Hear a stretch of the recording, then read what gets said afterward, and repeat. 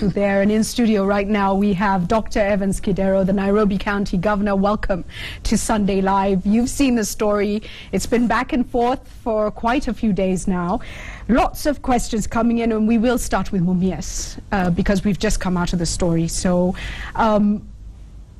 did you take the money, as has been said? If there were profits, you took them with you?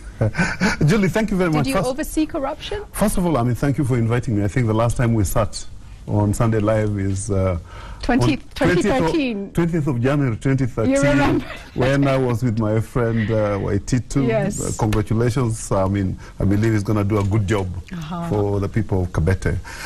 Julie, I joined Mumias in September 2013. And the year before, they had made a loss of over 240 million. You joined Mumias in September of which year? 203. 203. Thank you. And before that, they had made a loss of 450 million.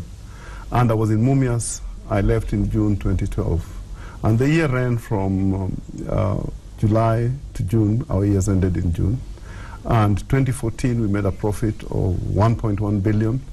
And subsequently made profits in billions until I left. Until the last year, I left. Cumulative of 15 billion shillings. But profit, by definition, is the surplus after you've deducted expenses. And what you do with profits is you pay dividends, which is the profits that the shareholders get for investing in the company. And we paid dividends every year for the whole time I was there. And then the balance was used for investing activities.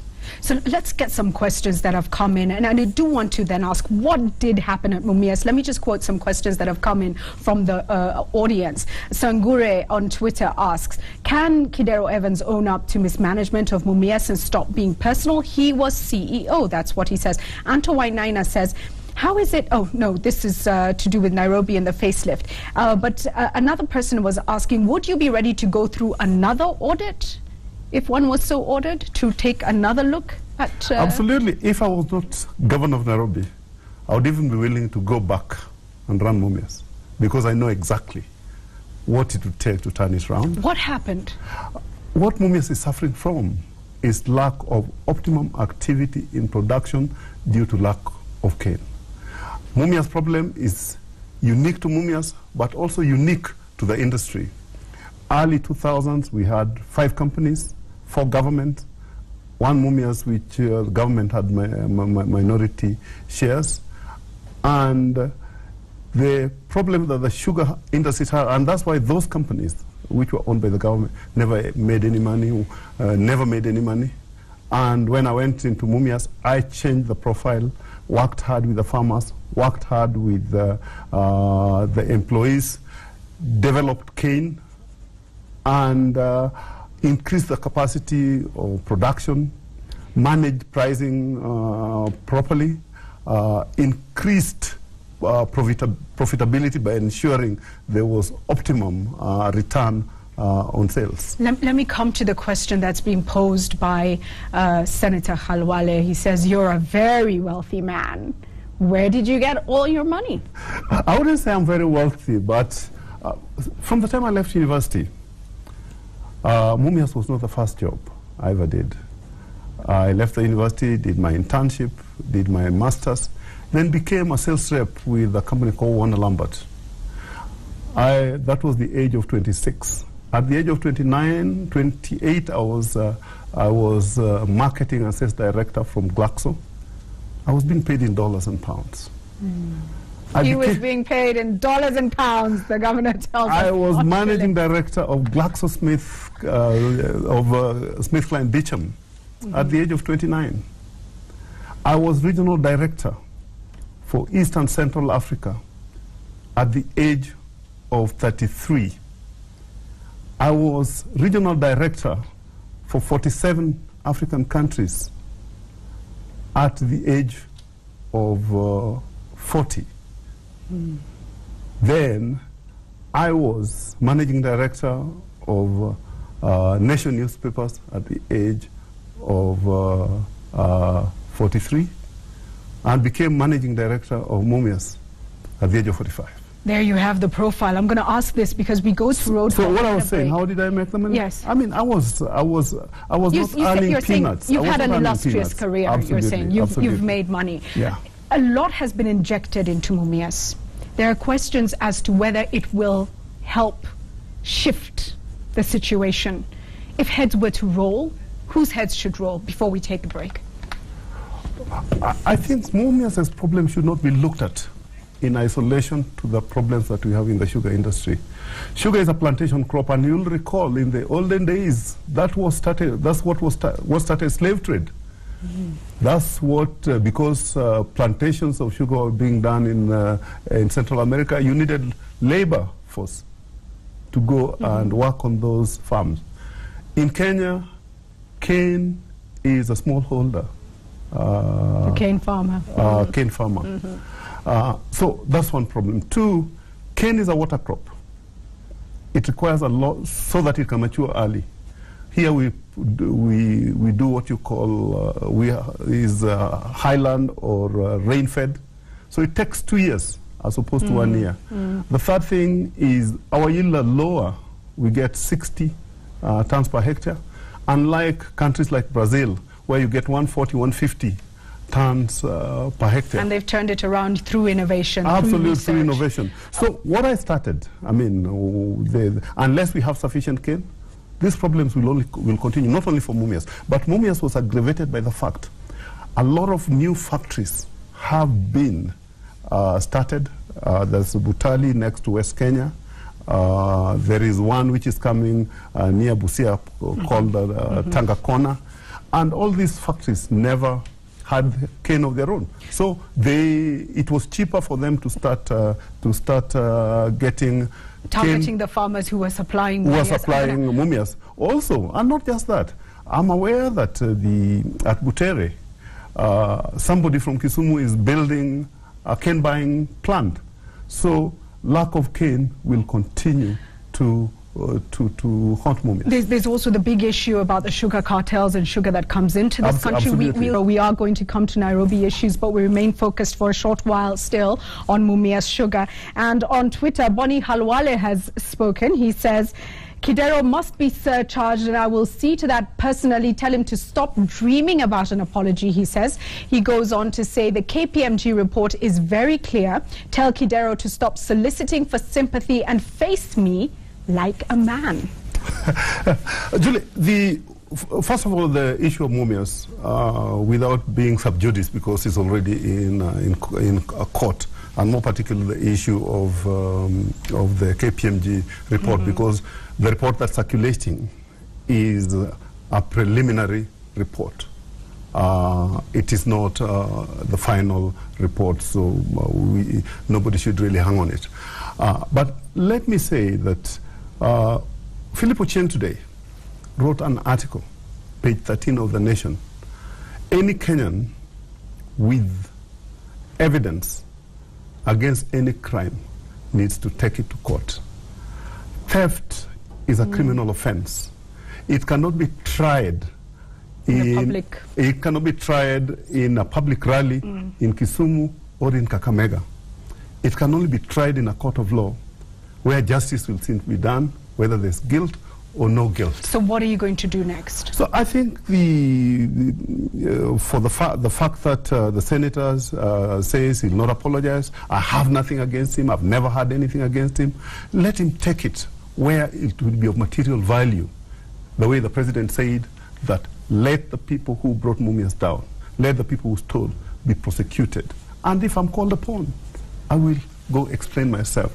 And I think the information or the evidence the senator has will be of great value to the investigators, to CID, to the anti-corruption. So you're saying take it to the authorities, don't hang me in a public absolutely, because that's where it will be of value. Will you take him to court? Will you take action? In the paragraph, we can also say that if you refuse to explain yourself on your claims, then libel And prepare to face the hot water. Absolutely. Okay. So if he doesn't go willingly, we'll drag him to explain on the back of libel. Okay, like a man. Like a man. Okay, like a man. We move to Nairobi County, which is critical. As governor of this country, there are many people sitting back, and I'll tell you what a lot of people have said to me. What has Kidero achieved in 2 years? Let him give us his milestones. What's his vision for the county? Somebody here, a positive one, an SMS from S. Gadoni. She says, please ask Kidero Evans what his dream Nairobi looks like and what he's doing to get there and how we can support. So some people frustrated, they don't feel it's moving. Others saying, we want to support you. Tell us, what's the vision for Nairobi and what's been achieved in your 2 years? Truly, our vision is very, very simple. Nairobi to be the city of choice, to invest in, to work in, and to live in. And for that to happen, Nairobi needs to be safe.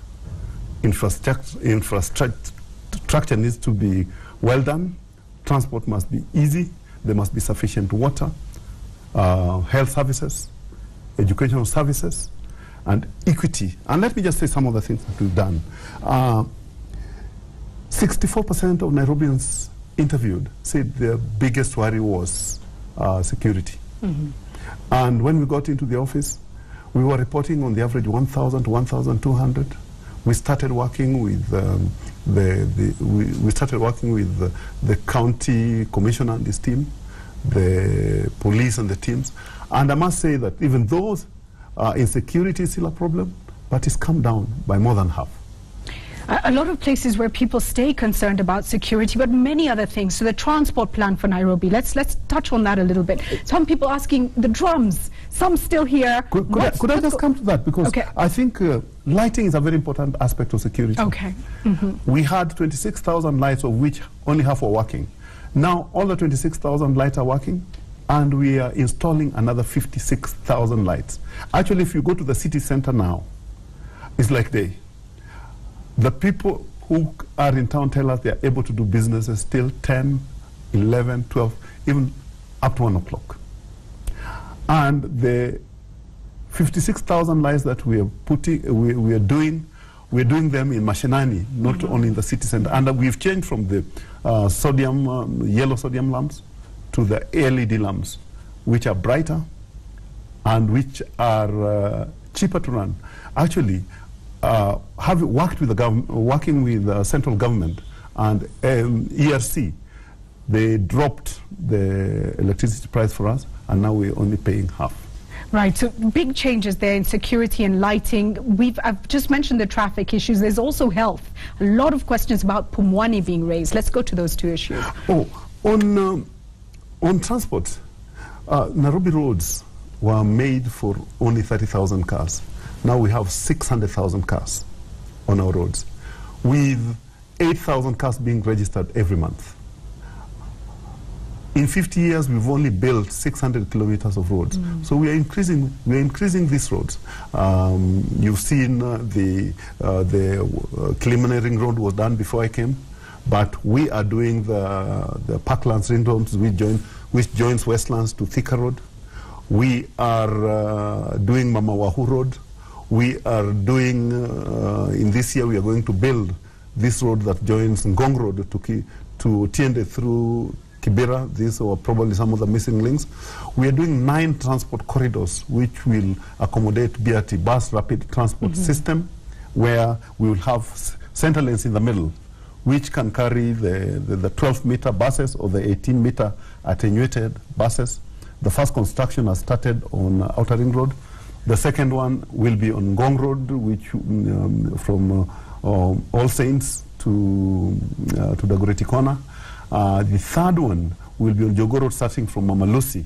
And these are things that are going to start within the next 12 months. So already incredible change on Absolutely. Our roads, but you're saying this will be ongoing. All this had to happen on the back of a plan. Yes. The first plan of Nairobi was 1927, was never implemented. The next one was 1947 as well, was never implemented. We've just completed a master plan. And you can't develop a city mm-hmm. without a master plan. Mm-hmm. And probably that's why it took a little bit longer. So those are the things we're doing on roads. We are working with railways to do a rail system, revitalize, because they tend to carry a lot more people the Thika Nairobi route, the Nairobi Limuru route, and Nairobi Machakos route. I want to move to health very quickly, because we do want to talk about the relationship between the leaders of this county, yourself and the Senator, Mike Sonko Mbuvi. So, but let me give you a chance to talk about health, which is so important to so many of our viewers. What are we doing to improve health services? Then we come to Senator. One of the things we're doing, you know, Pumwani goes back to 1926, is an old hospital. We've just designed and is at tender stage. We will be awarding it within the next month or so. The construction of a brand new Pumwani hospital at a cost of 3 billion shillings. We are also building a similar hospital in brand new hospital at Pumwani. At Pumwani, with a training school at a cost of 3 billion shillings.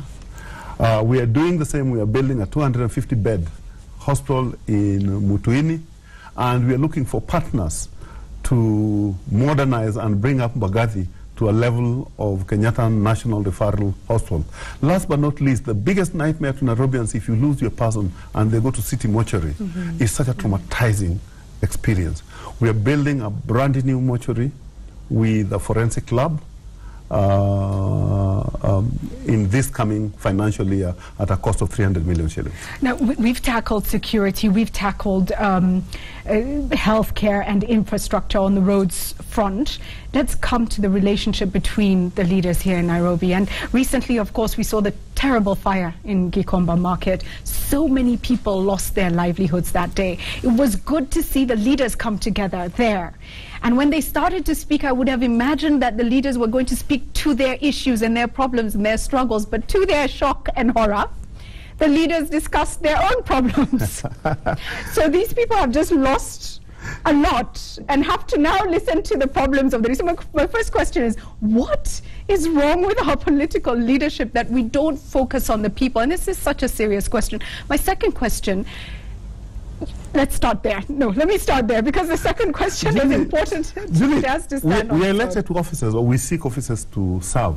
Right. And unfortunately, I mean, there's what you call dynamic tension, but it will take time to settle, because I think all leaders want to serve the people.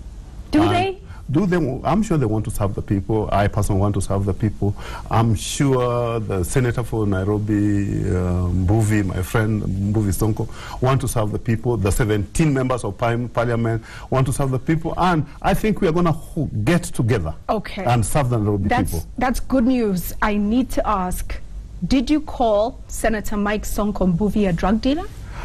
I don't take drugs, neither do I deal in them. So I normally don't know who trades in them. So it's unlikely. I did not call Senator Sonko a drug dealer.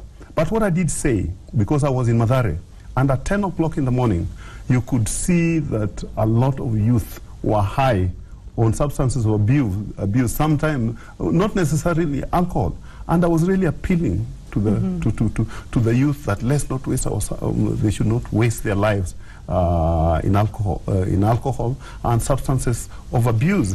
And I also did mention it has been known, and there are very many reports, like vehicles coming from Migori, either police 99 or an ambulance carrying Bangi, Changa being transported from Siaya. And there was an OCPD who was there and said, yeah, it's true. Sometimes these substances are carried in ambulances.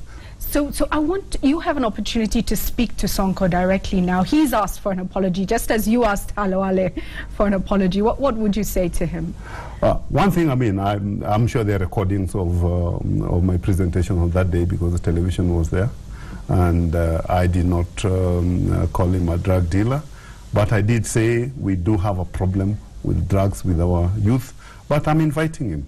I would like to work with him so that we can serve the people of Nairobi. That's great news. Finally, Bwana Governor, let's come to the issue of Sonko's rescue services, which many people query where they sit in the frame of things. There are also many people who say, in one way or another, we've seen that they've assisted people. Is there a way of formalizing what seems to be an innovative but out-of-the-box idea, or working with this system to improve the lives of Nairobians, or should it not be in place at all? Well, I think there is, because, I mean, St. John's ambulance offer services. They've complied with the regulatory requirements. The Red Cross offer ambulance services. They comply with the regulatory requirements as specified in the Public Health Act. The private hospitals and public hospitals do offer ambulance services, and they comply with the requirements. And anybody who wants to provide such a service, nobody would come in their way, so long as they comply with statutory requirements. Okay. Before we go to NetSearch, and I want to get your views on NetSearch as well, in the recent rankings of the performance of the counties, Nairobi was nowhere to be seen, and yet we get a lion's share of funding. We are Nairobi. We should be setting the pace. What's your comment on that? I think the issue that Nairobi gets a lion's share is a bit misplaced, because if you take last year's revenue division of about 207 billion divided by 40 million people, the revenue allocation gave every Kenyan about 5,800. If you take the amount of money that Nairobi got, which was 11 billion, divided by 4 million, is 2,000. So in actual fact, in terms of equity, Nairobi is getting half what the other counties are getting. Yet, this is the city of our country. This is where all the investment comes. This is where all the embassies are. This is where, if anybody is going to come to Kenya, to be here. So Nairobi needs to get its fair share, which is 5,200 per person. When the revenue allocation formula was done, which is based on poverty, which is based on population, which is based on area, they never took into account the devolved government workers. And you know, most of them were in Nairobi, because all the husbands of the senior government officers are here, whether they have a job or not. All the wives of the senior government officers are in Nairobi, whether they have a job or not. So I have these 15,000 people whom I'm carrying on my payroll, doing nothing, yet I can't do away with them, because that's what has been agreed. So the only people I need are about 7,000. So you're saying you're dealing with unique challenges? I deal with unique challenges. Okay, you're not going away. Dr. Evans Kidero stays with us. The governor stays with us as we look at NetSearch. We're looking at what you've been searching over the past week on Google. This is important because it tells us what the pulse of the nation really is. We decide the headline stories, but when we look at NetSearch, we see what you're paying attention to. Starting at number 10, let's have a look.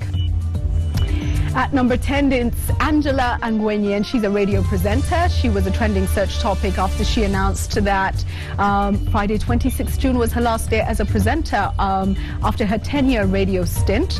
And Kenyans went online to send her messages of good fortune and find out more about her next career move. At number 9, Babu Owino it is. He's the current president of Kenya University's students' organization, KUSO, and the students' organization of Nairobi University, SONU. He's the chairman of SONU.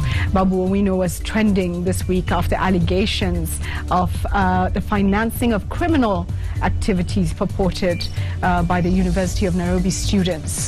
This was started by a blogger. Let's move to number 8. Jamii Forums it is, and this is a website dedicated to open discussion amongst Kenyans on a variety of topics. This forum is becoming popular with Kenyans. At number 7. Attack on Titan, and this is a Japanese comic series. I had no idea. A trailer of the series' second season was posted online on Wednesday, 24th June, prompting fans in Kenya to go online and search more about the series. Number 6. Roberto Firmino, a Brazilian professional footballer who plays for German club, I won't even try to pronounce it, and for the Brazilian national team as an attacking midfielder or striker. He went online, football fans went online to find out more about his £29 million transfer to Liverpool. At number 5. Copa America. It is a South American international football competition contested between the men's national football teams of South American Football Confederation. Matches took place this week and people went online to search more. Number 4.